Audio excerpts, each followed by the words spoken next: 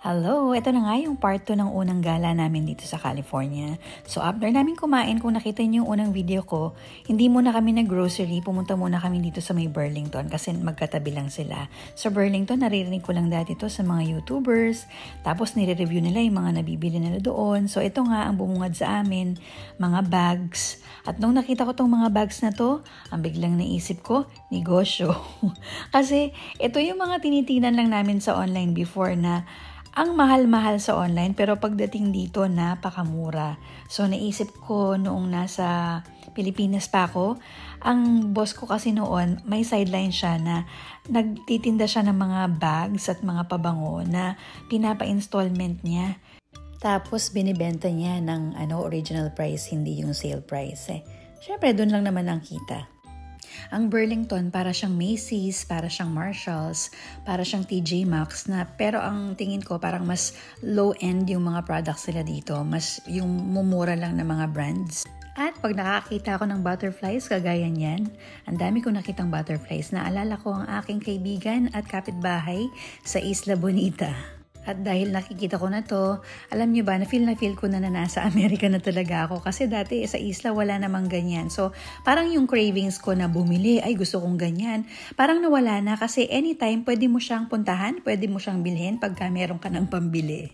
At nandito naman tayo sa mga toiletries. So naghahanap talaga kami ng toiletries dito. Kaya ayun ang ipinunta namin. At syempre, nandito na tayo sa aking favorite section, yung scent station. Ayan yung mga pabango na dati binibili ko sa online na pagkamahal-mahal. Dito, ang mumura lang nila tapos wala pang shipping at nakikita mo talaga.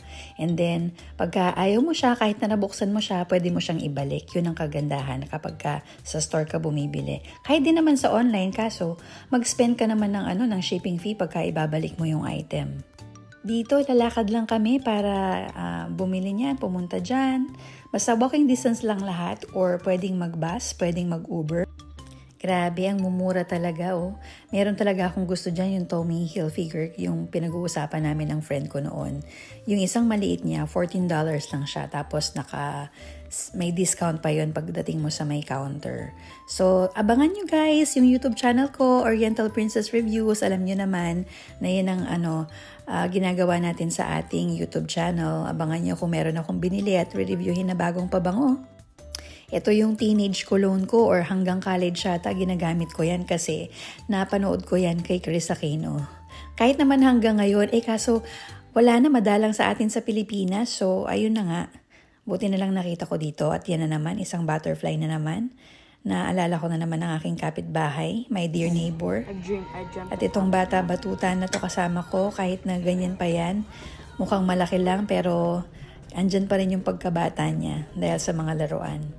At nagpatuloy lang kami sa paglakad-lakad at tingnan nyo naman yung cart namin. Makikita nyo, yung essentials lang talaga ang kinuha namin. Towel, tapos toothbrush, toothpaste, ano pa ba?